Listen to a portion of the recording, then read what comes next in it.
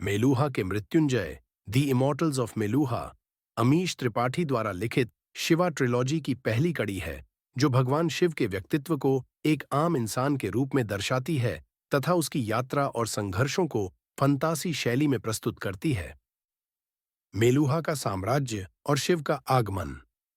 कहानी मेलुहा साम्राज्य में शुरू होती है, जो भगवान राम द्वारा स्थापित एक सर्वश्रेष्ठ राज्य माना जाता है। मेलुहा के लोग सूर्यवंशी कहलाते हैं और उनका नेतृत्व राजा दक्ष करते हैं। यहाँ की सभ्यता अत्यंत अनुशासित, उन्नत और शांतिपूर्ण है, लेकिन उसे कई संकटों का सामना करना पड़ता है। सरस्वती नदी सूख रही है और नागों तथा चंद्रवंशियों के हमले बढ़ते जा रहे हैं। राजा दक्ष तिब्बत में गुना जनजाति के प्रमुख शिवा को अपने राज्य में आने का निमंत्रण भेजते हैं, यह आशा रखते हुए कि नीलकंठ नामक दैवीय अवतार उनके संकट का अंत कर सकता है।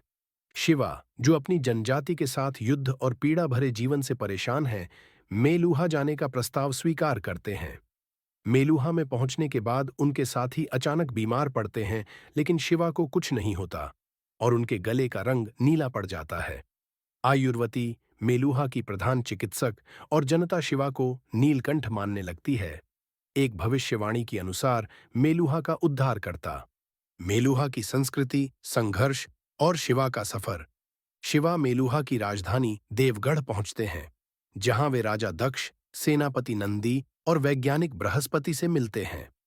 वे राजकुमारी सती से भी मिलते हैं, जो अपने पूर्व जन्म के पापों के कारण विकर्मा हैं और मेलुहा के नियमों के अनुसार अस्पृश्य समझी जाती हैं। शिवा उसकी निर्भीकता और सुंदरता से प्रभावित होते हैं और उसे पाने का प्रयास करते हैं, जिस पर सती बार बार अस्वीकार करती है। इस दौरान मेलुहा पर नागों और चंद्रवंशियों का खतरा गहराता है। शिवा को पता चलता है कि चंद्रवंशी भी अपने राज्य के रक्षक नीलकंठ के आगमन की प्रतीक्षा कर रहे हैं, जिससे शिवा स्वयं के कर्म और नियति पर प्रश्न उठाते हैं। युद्ध, षड्यंत्रों और नीति की इस यात्रा में उसकी पहचान सिर्फ एक उद्धारक के रूप में नहीं, बल्कि एक आत्मसंघर्षशील इंसान के रूप में भी होती है। शिवा और सती का प्रेम। शिवा सती के प्रति अपने भाव उजागर करता है। सती उसे अपने नियमों के तहत स्वीकार नहीं करती, लेकिन अंततः शिवा की सच्चाई और निष्ठा से उसका दिल जीत लेता है। वे जीवन के कड़े निर्णयों, धर्म और कर्म के संघर्षों को साथ पार करते हैं। शिवा विक्रमा की व्यवस्था को तोड़कर सती से विवाह करता है। सोमरस का रहस्य और मेलुहा के संकट। शिवा देवगढ़ में मेलुहा की उन्नत तकनीक व विज्ञान से परिचित होता है, जहां बृहस्पति उसे सोमरस नामक रहस्यमय अमृत के बारे में बताता है, जो मेलुहा की दीर्घायु, शक्ति और समृद्धि का स्रोत है। मेलुहा वैज्ञानिक सोमरस को सरस्वती नदी के जल से तैयार करते हैं, लेकिन सोमरस के प्रयोग के कारण नदी का जलसूत्र समाप्त हो रहा है तथा सामाजिक आर्थिक संकट गहरा रहा है। एक दिन मंडार पर्वत पर विस्फोट होता है, जिसमें कई वैज्ञानिक मारे जाते हैं और बृहस्पति गायब हो जाते हैं। घटनास्थल पर नागों का चिन्ह मिलता है, जिससे संदेह और संकट और बढ़ जाते हैं। शिवा इसे मेलुहा के लिए खतरा मानता है और चंद्रवंशियों के विरुद्ध युद्ध की घोषणा करता है। यह संघर्ष अंततः मेलुहा और स्वद्वीप के आपसी विवाद और धार्मिक मिथकों को उजागर करता है। युद्ध, न्याय और आत्म परिवर्तन। शिवा मेलुहा की सेना को संगठित करता है, रणनीति बनाता है और कई युद्धों में भाग लेता है। युद्ध के दौरान उसे मालूम पड़ता है कि चंद्रवंशियों के मत में सूर्यवंशी असुर हैं और मेलुहा के लोग ही दुष्ट माने जाते हैं। शिवा को एहसास होता है कि अच्छाई और बुराई के मापदंड परिस्थितियां और नजरिए पर निर्भर हैं, न कि सिर्फ किसी एक समाज की परंपराओं पर। नायक और खलनायक का भेद धुंधला पड़ जाता है। इस आत्मज्ञान से प्रेरित होकर शिवा अपने कर्म, न्याय और अच्छाई बुराई की सीमाओं को पुनः परिभाषित करता है। युद्ध और संघर्ष के दौरान सती का नागों द्वारा अपहरण हो जाता है और शिवा के लिए यह व्यक्तिगत परीक्षा का समय होता है। कथा शिवा द्वारा सती को बचाने की चुनौती पर विराम लेती है और आगे की कहानी के लिए पृष्ठभूमि तैयार करती है। प्रमुख संदेश। हर महान व्यक्ति कभी साधारण इंसान था, उसकी कर्मशीलता, साहस और निष्ठा ने उसे भगवान बना दिया।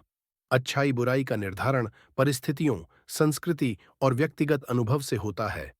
नैतिकता कभी भी एकपक्षीय नहीं होती। संघर्ष, आत्म परिवर्तन और प्रेम की कहानी है, जिसके माध्यम से धर्म, सामाजिक व्यवस्था और मानवता के गूढ़ प्रश्नों की पड़ताल की गई है। निष्कर्ष: मेलुहा के मृत्युंजय एक ऐतिहासिक काल्पनिक कथा है जो शिव के माध्यम से कर्म, धर्म और समाज में अच्छाई बुराई की अवधारणा को चुनौती देती है। यह रोमांचपूर्ण घटनाओं, प्रेम, युद्ध और आत्मज्ञान से भरपूर है, जो पाठक को सोचने को मजबूर करती है और भारतीय पौराणिकता को नए दृष्टिकोण से प्रस्तुत करती है। मेलुहा के Mrityunjay, the immortals of Meluha, Amish Tripathi का पहला उपन्यास है जो शिवा ट्रायोलॉजी की कड़ी है। यह एक काल्पनिक ऐतिहासिक कथा है जो शिव के जीवन और उनकी यात्रा को एक मानव के रूप में दर्शाती है और भारतीय पौराणिकता को नए दृष्टिकोण से देखने का मौका देती है। मेलुहा साम्राज्य और शिव का आगमन। कहानी मेलुहा नामक राज्य से शुरू होती है, जिसे भगवान राम द्वारा स्थापित बताया गया है। मेलुहा के सूर्यवंशी राजा दक्ष को नाग जाति और चंद्रवंशियों के हमलों की समस्या सता रही है। मेलुहा की सरस्वती नदी सूखती जा रही है, राज्य संकट में है। इस संकट के समाधान के लिए राजा दक्ष तिब्बत की जनजातियों की ओर अपना दूत भेजते हैं, जिसमें प्रमुख शिवा और उनकी गुना जनजाति को मेलुहा आने का न्योता दिया जाता है। शिवा पहले युद्ध और संघर्ष से थका हुआ है, इसलिए अपने लोगों को बेहतर जीवन देने के लिए मेलुहा जाने को राजी हो जाता है। मेलुहा में पहुंचने पर शिवा के साथी बीमार पड़ जाते हैं। केवल शिवा का गला नीला हो जाता है। आयुर्वती, राज्य की प्रधान चिकित्सिका, बताती हैं कि यह संकेत शुभ है। भविष्यवाणी के अनुसार नीलकंठ मेलुहा का उद्धार करता होगा। शिवा की मेलुहा संस्कृति में यात्रा। शिवा देवगढ़, राजधानी पहुंचता है, जहां उसकी मुलाकात राजा दक्ष, वैज्ञानिक बृहस्पति और सेनापति नंदी से होती है। वह सती से मिलता है, जो दक्ष की बेटी और एक विकर्मा, भूतपूर्व जन्म के पाप से पीड़ित व्यक्ति है। सती दुर्धर्ष और साहसी है, किंतु मेलुहा के सामाजिक नियमों के अनुसार अस्पृश्य है। शिवा को सती से प्रेम हो जाता है और वह उसकी इच्छाओं का सम्मान करता है। मेलुहा में नाग और चंद्रवंशी बार बार हमले करते हैं। शांति स्थापित करने के लिए मेलुहा के नागरिक शिवा को युद्ध में मदद करने के लिए नायक मानने लगते हैं। मेलुहा के वैज्ञानिक सोमरस नामक अमृत तैयार करते हैं, जिससे मेलुहा के लोग दीर्घजीवी रहते हैं। शिवा को अंततः पता चलता है कि उसके गले के रंग का बदलना सोमरस नामक द्रव्य की वजह से हुआ, जिसे शुद्ध रूप में पीना घातक हो सकता है। युद्ध, चुनौतियां और आत्म परिवर्तन। मेलुहा पर हमला होता है, जिसमें वैज्ञानिक बृहस्पति गायब हो जाते हैं। नागों का चिन्ह मिलने पर शिवा को चंद्रवंशियों और नाग जाति पर संदेह होता है। शिवा उनके विरुद्ध युद्ध का निर्णय करता है। युद्ध में मेलुहा जीतता है, किंतु शिवा को यह मालूम पड़ता है कि चंद्रवंशी भी अपने नायक नीलकंठ के आने की प्रतीक्षा कर रहे थे। अच्छाई बुराई का बोध अब धुंधला पड़ जाता है।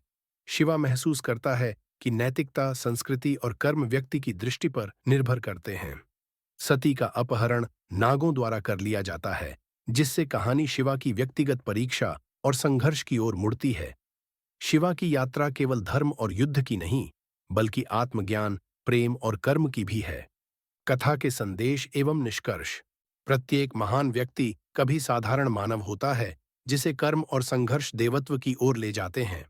धर्म और नैतिकता के निर्णय परिस्थितियों और दृष्टिकोणों पर आधारित होते हैं। कोई भी पक्ष पूर्णतया सही या गलत नहीं होता।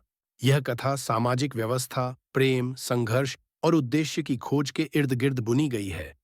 मेलुहा का इतिहास, सोमरस का रहस्य और शिव का आत्म परिवर्तन, यही इस किताब के मनोवैज्ञानिक और आध्यात्मिक संदेश हैं। मेलुहा के मृत्युंजय रोमांच, युद्ध, धर्म, प्रेम और आत्मज्ञान की गहराइयों में उतरकर पढ़ने वाले को भारतीय महाकाव्य के नए व्याख्यात्मक दृष्टिकोण से रूबरू कराता है।